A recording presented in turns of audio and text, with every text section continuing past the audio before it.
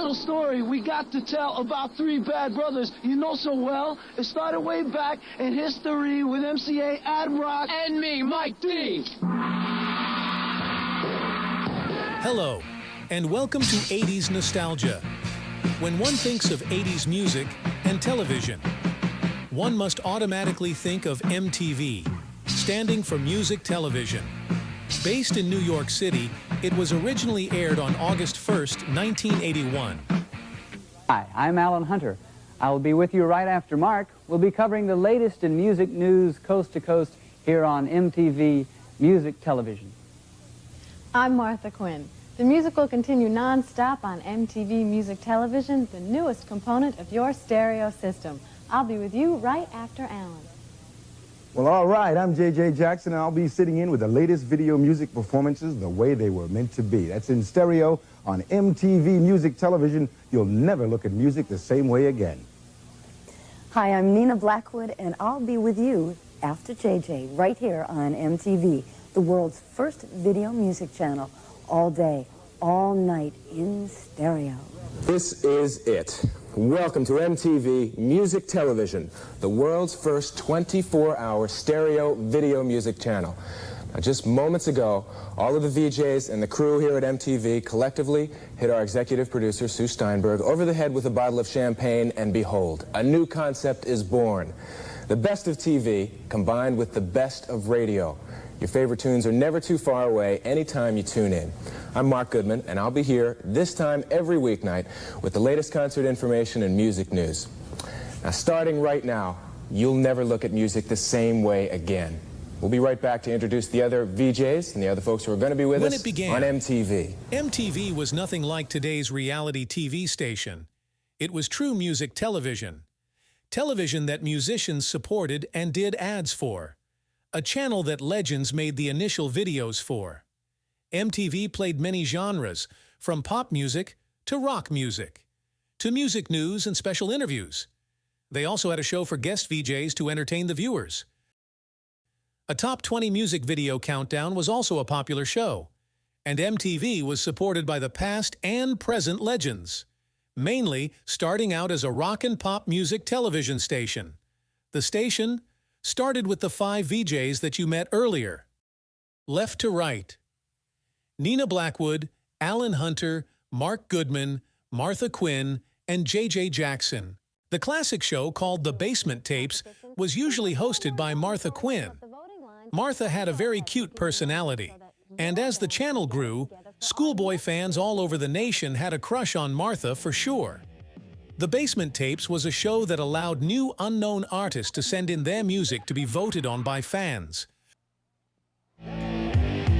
For a new band, the world of rock and roll offers a lot of dangerous pitfalls. Shifty club owners playing all night so you can load out after everyone else has gone home, trying to digest road food, working dull day jobs to help pay the rent. Well, after getting through all these obstacles, local bands deserve a chance to play for the nation, and that is why we've created the Basement Tapes, to give new bands the kind of exposure that money can't buy. Tonight, we'll show you 6 unsigned bands and then some phone numbers so that you can call and vote for the band that you think deserves a shot at national recognition. The winner of tonight's Basement Tapes competition will be featured for an entire month on MTV's 120 Minutes. Somewhat of a battle of the bands. Videos would be played and then voted on throughout the show, and at the end of the show, a band would win. This show lasted 3 years and was not as popular. Maybe because fans wanted to see more mainstream bands and live music. But it lasted from 1983 to 1986. Quinn's presence on MTV through 1991 was noted by Rolling Stone magazine readers, who voted her as MTV's best ever VJ, and by Allure magazine, which referred to the 80s decade as the Martha Quinn years. And critics have dubbed Quinn's 90s departure from MTV as the day the video music died.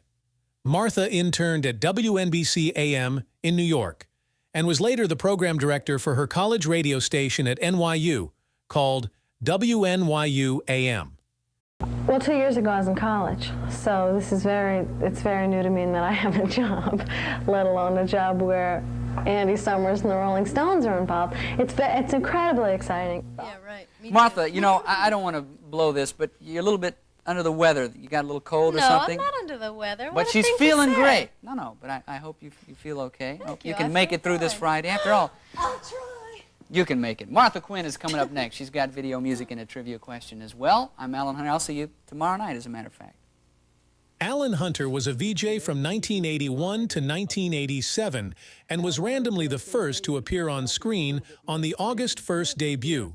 Alan's job in his first few years entailed attending concerts and parties until the late witching hours and coming back to the studio at 8 a.m. for a full day of recording interviews, features, and promos. Probably not. Well, today, folks, he's turned into a maybe. As for the Beatles reunion with perhaps Julian Lennon joining in, at this point in time, that's just a big, fat rumor. So we'll stay on top of it. As Live Aid draws closer, we'll have more information. Alan had the chance to interview many legendary stars and be close to the musicians. He had the first MTV interviews with Madonna, Ozzy Osbourne, Kiss, Duran Duran, U2, The Go-Go's, Bon Jovi, Steve Martin, Dan Aykroyd, Billy Idol, Aretha Franklin, Rod Stewart, and more. In his latter years, Alan was known for pioneering programs like MTV Spring Break. The one best thing about being an MTV video jock is getting to be around the music. If you were ever into music like I have been all my life, it's always been sort of my hobby.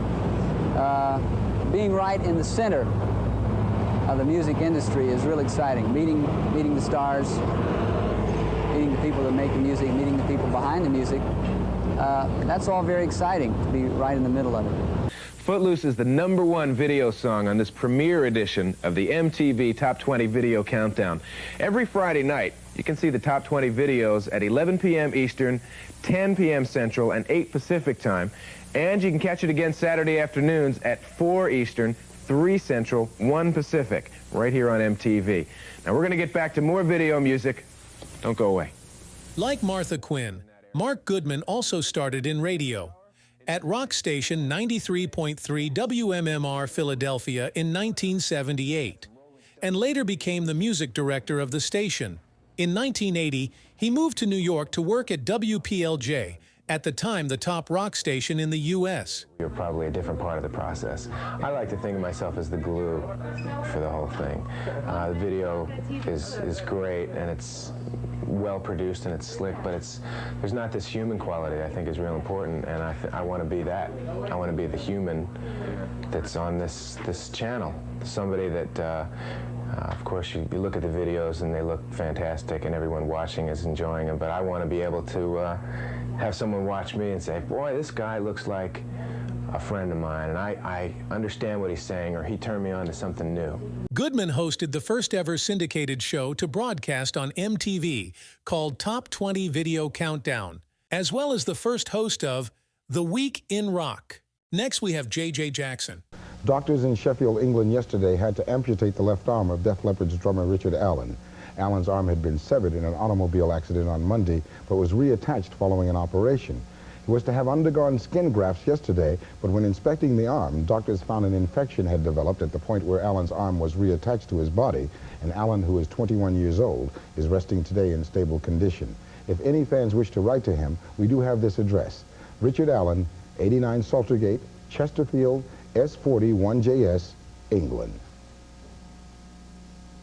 Jackson first gained prominence while working at WBCN in Boston in the late 1960s, then at KLOS in Los Angeles for 10 years.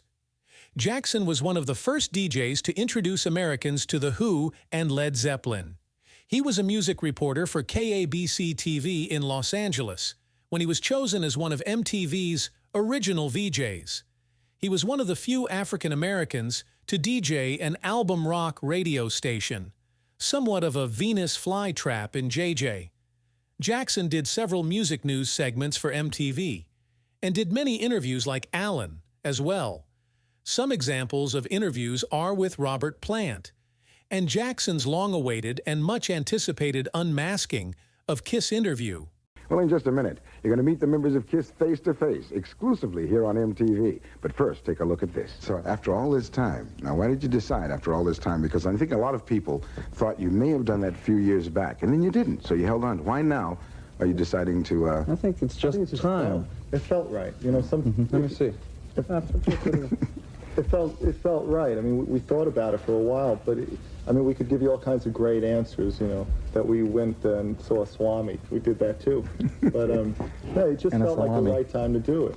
And I mean, the band feels so strong, and it just felt like, do it. Hey, all night in stereo. I'm Nina Blackwood filling in for J.J. Jackson. This hour, some rock and roll with Loverboy. The Motels, Van Halen, and the Paul McCartney world premiere coming up in just a few minutes. Unlike Martha Quinn, J.J. Jackson, and Mark Goodman, Nina didn't have previous radio experience. But she did pose for Playboy in 1978 in their Working Women issue. That drew the attention of notorious rockers like David Lee Roth and John Cougar Mellencamp. Nina also played a role in the movie Vice Squad in 1982, so she was the only VJ without video music or radio experience. One thing the original MTV VJs were active in was raising funds for good causes, whether it was through Live Aid concerts or through the channel daily. And the fight that George Harrison began back in 1971 continues today, and we've got an address for you right now if you want to help out with a tax-deductible contribution. The Concert for Bangladesh has raised over $12 million since 1971, but because of a recent cyclone, the people of that tiny nation need your help as much now as they did when George Harrison first called our attention to the plight of Bangladesh. 14 years ago, that was. Now, we'll be back with more video music right after this. As shown before, the basement tapes were not as popular, but the Saturday night concerts and guest VJs were the most. First of all, the Saturday night concerts was a live concert that was like watching a concert on YouTube. So fans who couldn't attend felt like it was the second best thing to a live concert. Night started off as Friday night video fights between bands, but in the mid-'80s, it changed to the Friday night party zone. At any rate, here's tonight's challenger going up against Duran Duran tonight. We have John and Andy Taylor one more time, now on the side of Robert Palmer and Tony Thompson, calling themselves the Power Station. This is Some Like It Hot. All four original VJs gave music news as well. Whether it was Mark Goodman, While On, This Week in Rock, or if it was liner notes by Alan Hunter and Martha Quinn, or music news reports by J.J. Jackson. MTV News came in many forms, and in the later 80s, it would be sent to the main MTV Music News anchor, Kurt Loder. I'm Kurt Loder, this is MTV News. For the first time since Wham toured here 3 years ago, George Michael will be playing outdoor stadiums in the U.S. on the just-announced final leg of his current tour. These are the October dates, and as you can see, with the exception of the Summit Arena in Houston, all the shows are at 50,000-plus football stadiums. 120 Minutes was another show that started in 1986, was hosted by J.J. Jackson, Martha Quinn, and Alan Hunter, which focused on alternative music. State of the art, and some of the sights you'll be seeing on our 2-hour tour: the Untouchables and Laurie Anderson, Under the X-Ray, New Age Music and Anti-Apartheid Campaign in the New Music News, plus the latest video exhibits from Art of Noise, Boys Don't Cry, and Cactus World News. But first, controversy, shock, and even horror. The new Lou Reed video. And the second most popular special feature on MTV was the guest VJs. Ludmilla, your favorite people pick their favorite videos on the fourth Wednesday of every month. That Eddie Murphy, what a laugh riot. Stereo, I'm Eddie Murphy, your guest VJ for the next hour, and aside from some craziness and a few guests dropping by, I'll be playing some of my favorite videos, including ones from Prince, David Bowie, and the Talking Heads. Right now, let's kick off our hour with some Rod Stewart video called Baby Jane. Pretty good. Video Music Channel, and I'm Phil Collins, your guest VJ, and I'll be bringing you videos from Pete Townsend, Mick Fleet, my old friend Peter Gabriel. But first, let's take a trip down Electric Avenue with Eddie Grant. Hi there, I am Rick Springfield, and I will be your MTV guest VJ tonight at 10 o'clock Eastern, 9 Central, right here on MTV Music Television. Don't miss it. Of course, there was a time in the beginning when some musicians did question whether MTV was prejudiced towards musicians and focused on only white musicians. This was opened up in an interview that Mark Goodman had with David Bowie in 1983. When Bowie questioned why no black musicians were shown, compared to another station, where many nice videos were produced, and how an Isaac's Brother video may not appeal to a 17-year-old white teen, according to Goodman. But according to Bowie, it may still appeal to a 17-year-old black teen. But there seem to be a lot of black artists making very good videos that I'm surprised aren't used on MTV. Well, of course, also we Look, Bowie took Goodman's words and reasoning and sounded like they weren't really worth much. Interesting. Okay, thank you very much. Does that make sense? Valid point? I understand your point of view.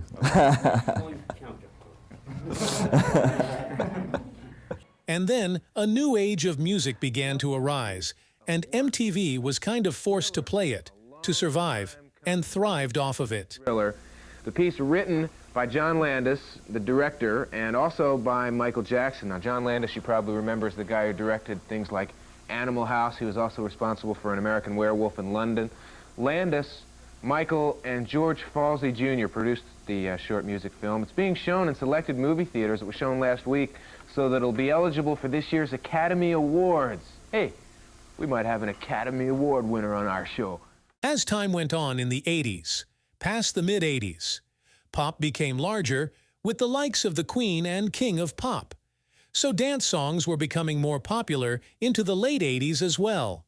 Then the show Club MTV started in 1987, hosted by downtown Julie Brown. At the same time, heavy metal was rising as well.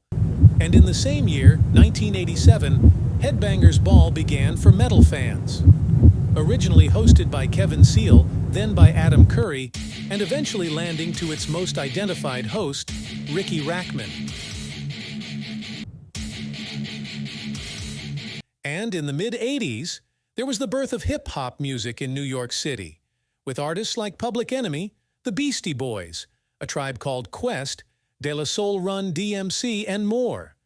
So they needed to be represented. And the show Yo MTV Raps arose, hosted by Fab Five Freddy in 1988. Then into the 90s, grunge music took over MTV.